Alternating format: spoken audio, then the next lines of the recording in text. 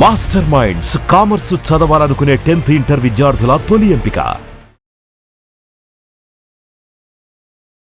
ఏదైనా వేరే ఏ రిలేషన్ అయినా ఓకే, కానీ అమ్మ నాన్న భార్య భర్త పిల్లలు వచ్చాము వెళ్ళిపోయాము అన్నది యాక్సెప్ట్ చేయగలగాలి. ఎందుకని ఈనాటి సమాజంలో మనం ఓ పని చేద్దాం తల్లి, సినిమాను ఉదాహరణగా మాట్లాడుకుందాం. 1960 వరకు ఈ సినిమాలు ఎలా ఉండేవి? ఉమ్మడి కుటుంబం, తోడికోడళ్ళు, అన్నదమ్ముల అనుబంధం, లేదా అన్నదమ్ముల సవాల్ అన్నా కూడా చివరిలో కలిసిపోవడం. కృష్ణ రజనీకాంత్ ఇలా చెబుతూ ఒక టీం లాగా చూపించేవాళ్ళు. ఇంటర్వెల్కి గొడవలు అయ్యేవి, మధ్యలో గొడవ వచ్చేది, మళ్ళీ చివరిలో గోడ తీసేసేవారు. పెద్ద ఆయన సోఫా వేసుకుని కూర్చుంటే వాళ్ళ పెంపుడు కుక్క కూడా వచ్చి నిలుచునేది. కమేడియన్ వాళ్ళు జంటలు, అందరూ జంటలు పెళ్లి శుభం అని చెప్పేవారు. ఎవరితోటైనా మనం అనుకున్నప్పుడు సామాజిక శాస్త్రం 2 వృత్తాలు చూపిస్తుంది. ఈనాడు నాడు అన్నట్లుగా ఒక బిందువు, ఆ బిందువు ఇలా వృత్తాకారం తిరుగుతూ పాతకాలపు సినిమాలలో ఫ్లాష్ బ్యాక్ అనగానే వలయాలు తిరిగేవే, అలా రీలు తిరుగుతూ ఉండేది ఆనాటి సంబంధాలు, మానవ సంబంధాలు. నేను, నా కుటుంబం, అది మళ్ళీ లింక్ మా ఊరు, అది మళ్ళీ లింక్ మా రాష్ట్రం, మా దేశం, ప్రపంచం, భూగోళం, ఇలా విస్తృతంగా ఇంటర్లింక్డ్. అది నాడు. 1980 కాలానికి ఈ సినిమాలు ఏమైపోయాయి? హీరో ఓరియంటెడ్గా వచ్చాయి. ఆ పేర్లన్నీ కూడా ఏమంటారు, దొంగల పేర్లు, మరి ఇంకేదో అలాంటి పేర్లు 80sలో వచ్చాయి. ఎందులో 90. అలాగే ఆ తర్వాతి కాలానికి కుటుంబం, నేను, నాకు నచ్చిన అమ్మాయి, అంతే. మరో చరిత్రతో ప్రపంచం మరో టర్న్ తీసుకుంది. బాలచంద్ర గారు కొత్త ప్రపంచం చూపించేశారు. 2000 తర్వాత ఈ ప్రపంచం ఏమో, ఏ సంబంధాలు ఏమిటో, 2, 3. తెలుగు బోధించే నేను ద్వంద్వ సమాసం చెప్పడానికి 2 ఉదాహరణలు చెప్తానమ్మాయి. మొగుడు పెళ్ళాలు అంటే ఒక మొగుడు, ఓ పెళ్ళాం, ఓ భార్య, ఇద్దరికి సమాన ప్రతిపత్తి కాబట్టి అది ద్వంద్వ సమాసం. ఈ 2025 ఈ కాలానికి మొగుడు పెళ్ళాలు అని దురర్థం వచ్చేసింది సీరియళ్ల కారణంగా. దాంతో ఆ ఆడవాళ్ళు కూడా విప్లవం కాబట్టి, స్త్రీవాదం కాబట్టి వాళ్ళు ఏం చేశారు, భార్య భర్తలు అనడం మొదలెట్టారు. దాని అర్థం ఏమిటి? ఓ భార్య, ఓ భర్త, ద్వంద్వ సమాసం. కానీ ఈ వికృతమైన టీవీ సీరియళ్ల కారణంగా మొగుడు పెళ్ళాలు ఎంత దురర్థంగా వచ్చేసిందో, భార్య భర్తలు కూడా అంతే దురర్థంగా మారిపోయింది. కాల వైపరీత్యం అనే మనం అలాంటి కథలనే చూస్తున్నాం. చూస్తున్నారు కాబట్టి తీస్తున్నామని వాళ్ళు అంటారు, తీశారు కాబట్టి చూస్తున్నాం. థగ్ లైఫ్ చూడట్లేదా, అన్నీ చూస్తున్నాం అని మనం అంటాం. కాబట్టి ఇది ఎలాంటిది అంటే, టీ తాగించడం ఫ్రీగా అలవాటు చేసిన ఇంగ్లీషు వాడు ఆ తర్వాత ఖరీదు చేసి తాగండి అనడం మొదలెట్టాడు. ఇప్పుడు మనకి తిన్నాక టీ కావాలి, లేవగానే టీ కావాలి. ఎన్నిసార్లు టీ ఉంటే అంత మంచిది, అంత అనారోగ్యం తెచ్చుకుంటాం. బాగా ఆరోగ్యంగా ఉన్న వ్యక్తి అనారోగ్యం పాలి ఆసుపత్రిలో ఉంటే చూడ్డానికి వెళ్ళే మీ బోటి అమ్మాయి బంధువులు పళ్ళు తీసుకెళ్ళి వాడికి ఇస్తారు. బయటకు వచ్చాక మళ్ళీ వీళ్ళు పిజ్జా బర్గర్లు తింటారు. కొద్ది రోజులు అయ్యాక ఈ పిజ్జా బర్గర్లు లోపల మేసిన కారణంగా ఇతడు మళ్ళీ ఆసుపత్రి పాలవుతే, అంతవరకు ఆసుపత్రిలో ఉండి ఆరోగ్యం బాగు చేసుకున్న వ్యక్తి బయటికి వచ్చి ఇతడికి పళ్ళు తెచ్చిచ్చి మళ్ళీ పిజ్జాలు బర్గర్లు నైవేద్యంగా స్వీకరిస్తాడు. ఇది కారణం. ఇందువల్ల ఆ ఇంటర్లింక్డ్ వృత్తం, మానవ సంబంధం చెదిరిపోయి ఈనాడు బిందువు నేనే, నా చుట్టూ ఒక సర్కిల్, సంబంధం లేదు. విడివిడిగా ఏ సర్కిల్ ఆ సర్కిల్, ఇంటర్లింక్ అనేది పోయింది. ఎలా అయిపోయింది అంటే, ఎవరి పాస్వర్డ్ వారిదే, ఎవరి సెల్ ఫోన్ వారిదే. ఒక అల్మారాకి 2 తలుపులుంటే 2 తాళం చేతులు, ఎవరి షెల్ఫ్ వారిదే. ఒక సెల్ ఫోన్ మార్చుకుంటే, మేము ఇద్దరం పెళ్లి చేసుకుంటాం నాన్న అని ఆ అమ్మాయి చెప్తే ఆ తండ్రి ఒప్పుకున్నాడు. కానీ మీరు సెల్ ఫోన్ మార్చుకుని మరుసటి రోజు రండి అంటే సాయంత్రానికల్లా ఈ పెళ్లి మేము చేసుకోలేము నాన్న అన్నారు వాళ్ళిద్దరు. లవ్ టుడే అనేది మనం చూస్తూ ఉంటాం. ఈనాడు ఇలాంటి సినిమాలు వస్తున్నాయి, ఇలాంటి కథలు వస్తున్నాయి, సమాజంలో అలాంటి పరిస్థితులు ఉన్నాయి. ఆనాడు ఉండే మానవ సంబంధాలు సమష్టి సంబంధాలు, అమ్మ, నాన్న, అక్కయ్య, అన్నయ్య, తమ్ముడు, 12వ వాడిని నేను. ఎంత పెద్ద కుటుంబం అయి ఉండాలి. చిన్నమ్మ, చిన్నాన్న, పెద్దమ్మ, పెదనాన్న, మామయ్య, అత్తయ్య, పెద్ద బెటాలియన్ లాగా ఉండేది. ఇప్పుడు మైక్రో ఫ్యామిలీ. ఇది సమస్య. అడ్జస్ట్మెంట్ కి తావులేదు కదా గురుగారు ఈ రోజుల్లో అంత ఈజీ. ఎందుకని? ఆలస్యం వివాహాలు కారణం. ఎలా ఎఫెక్ట్ అవుతుందంటారు గురుగారు? నాకు అంటూ ఒక స్థిరమైనటువంటి సంకల్పం ఏర్పడిన తర్వాత, ఎలాంటి వాడు నాకు లైఫ్ పార్ట్నర్ కావాలో అనే ఐడియా అమ్మాయికి వచ్చిన తర్వాత, ఎలాంటి అబ్బాయి నాకు ఇష్టమవుతుందో అనే ఆలోచన అమ్మాయి కూడా చేసుకున్నాక వచ్చేవాడితో కంపాటబిలిటీ ఉండదు కదా. ఆనాటి కాలంలో జ్యోతిషంతో కూడుకున్న కంపాటబిలిటీ చార్ట్ చెప్పేవాళ్ళు. రాశికూటాలు, నాడి, లగ్నం, నక్షత్రం, హోరా ఇవన్నీ ఉండేవి. కుండలి ఇవన్నీ చూసేవాళ్ళు. ఈనాటి కాలంలో ఇవి కాకుండా టెక్కుల విద్యలు వచ్చినందువల్ల బీటెక్, ఎంటెక్ అనే టెక్కుల విద్యలు, టెక్కు అంటే ఇంకో అర్థం కూడా ఉంది. ఈ టెక్కుల విద్యలు రావడంతో 54, 52, 58, 56, 78 కేజీ అబ్బాయి, 76 కేజీ అమ్మాయి. అంటే వెయిట్లతో, టెక్కులతో, హైట్లతో, కలర్లతో ఫోటో అప్లోడ్ చేసి 10,000 మంది లైక్ చేశారు కదా, నేను పెళ్లి చేసుకుంటాను. 100 మంది కూడా లైక్ చేయలేదా, కట్, మరో సంబంధం. అలాంటి ఒకనాటి కాలంలో నేను చేసుకోబోయే అమ్మాయి ఎలా ఉండాలి అని నిర్ణయించాలి అంటే, ప్రసగుమంతా ధియస అనస్య సక్షని వరేభిర్ వరాగం అభిషుప్రసీదత. ధి అంటే బుద్ధి. నాకు పనిచేయదు బుద్ధి అమ్మాయి అందాన్ని చూస్తే, కాబట్టి నాన్నగారండి మీరు వెళ్ళి రండి అని చెప్పేటటువంటి వారు. శివధనుస్సు ఎక్కు పెడితే అమ్మాయిని ఇస్తారు అని రాముడికి తెలియదు, రామాయణంలో చెప్పలే. ఆయన వీరుడు కాబట్టి ఎక్కుపెట్టపోయాడు. అది ఎక్కుపెట్టగానే విరిగిపోయింది. విరగగానే ఆ జనకుడు వచ్చాడు, ఇలాంటి వీరుడికి నా కూతుర్ని ఇస్తాను అని చెప్పి నేను ఎప్పుడో వాగ్దానం చేసి ఉన్నాను, మీరు వచ్చే ప్రయత్నం చేశారు, మా అమ్మాయి మీ అబ్బాయే, ఇక మీ అమ్మాయికి ఇచ్చేస్తున్నాం అనగానే, ఈ సంగతి ముందుగా మాకు చెప్పలేదుగా, ఇది అన్యాయం, మా నాన్నగారు చెప్పండి.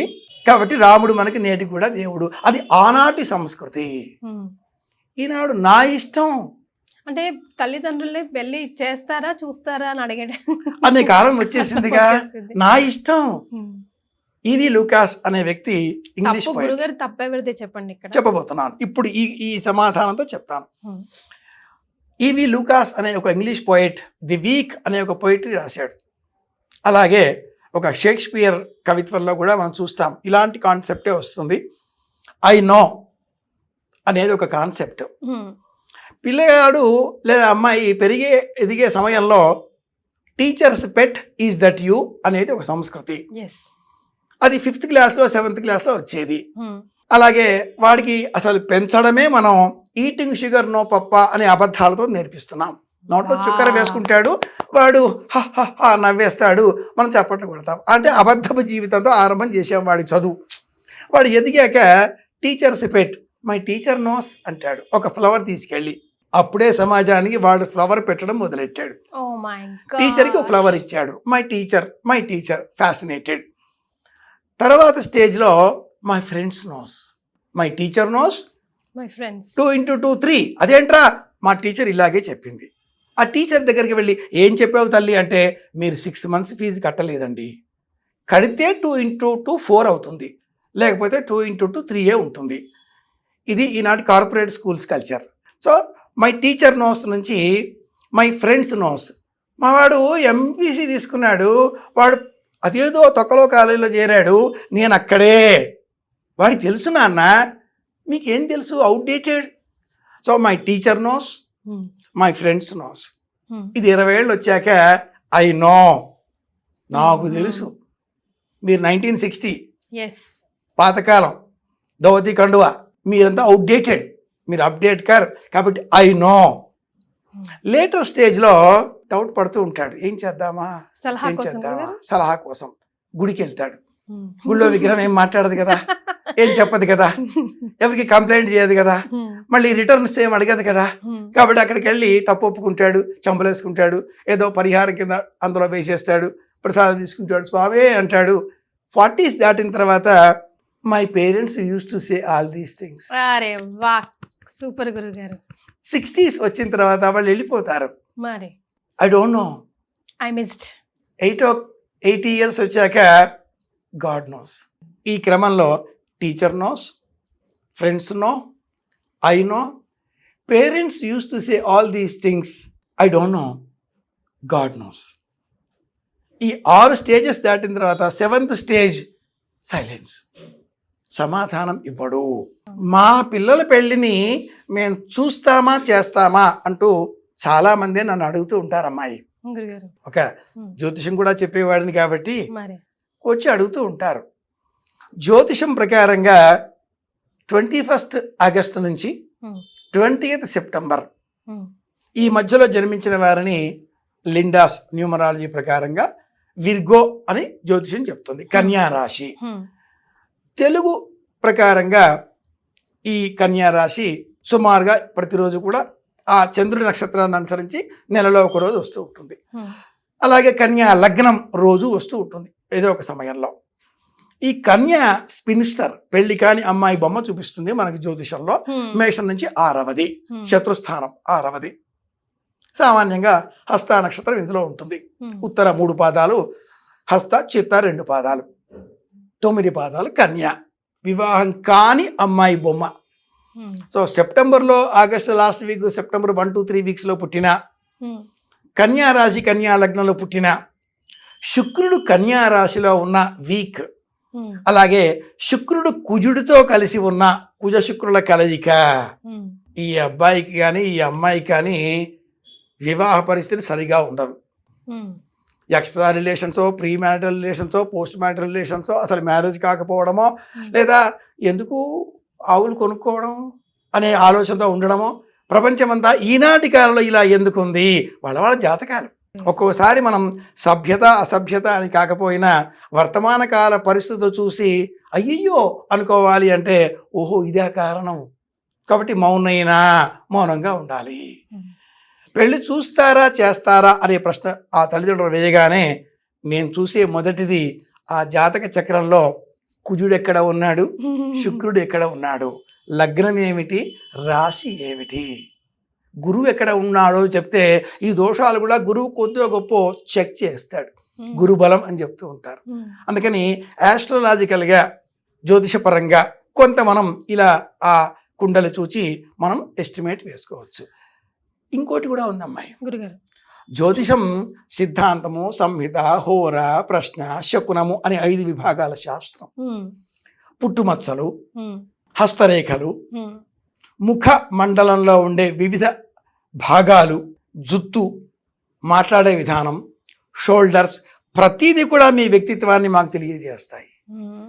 ఈ పెదవులకి పైన కింద పుట్టుమచ్చ ఉంటే వివాహపరమైన చిక్కుల్లో ఈ అమ్మాయి ఈ అబ్బాయి ఉంటారు.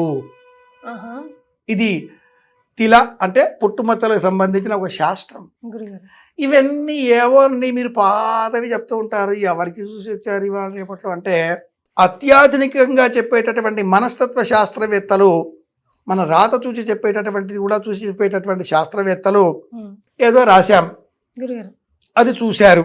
దాంట్లో కూడా అక్షరాల మధ్య గ్యాప్ ఉంది, దగ్గరగా ఉన్నాయి, పైకి పోతున్నాయి లైన్లు, కింద పోతున్నాయి. గ్రాఫాలజీ అంటారు ఈ సైన్స్ ని, గ్రాఫాలజీ, హ్యూమన్ సైకాలజీ చెప్పేస్తుంది దాని బట్టి. ఈ క్రమంలో కూడా మన పెళ్లి, మన వివరాలు ఎలా ఉండబోతున్నాయి మీ రాత చెబుతుంది, మీ సంతకం చెబుతుంది. సంతకం కింద 2 చుక్కలు పెట్టారా మీరు ఫ్యామిలీ మ్యాన్. సంతకం కింద గీత లేదు, ఒక మాటగా టిప్ అడిగావు కాబట్టి దానికి సమాధానం ఇస్తాను. సంతకం కింద గీత లేదు, స్వేచ్ఛ. సంతకం కింద చుక్కలు పెట్టడం లేదు, చెప్పలేని డౌటే. ఇన్ని విషయాలు మీ సంతకం మీ రాత చెబుతాయి. ఇది గ్రాఫాలజీ. ఇది సైన్స్ ఒప్పుకుంటుందిగా. సైన్స్ మీరు ఇది ఒప్పుకున్నప్పుడు జ్యోతిషాన్ని కూడా మీరు ఒప్పుకోవాల్సిందే. మనం ఉన్నది వదలొద్దు.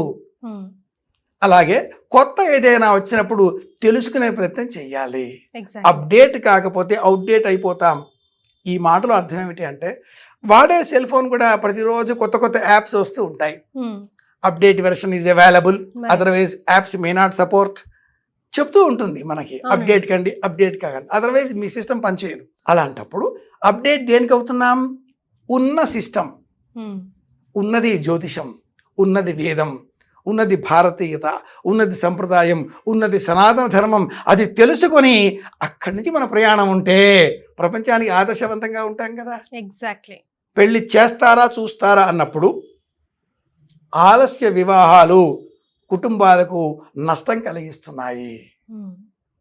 సీతారాముల పెళ్లి కాలంలో రామచంద్రమూర్తి వయసు 13, సీత వయసు 7 ఏళ్ళు.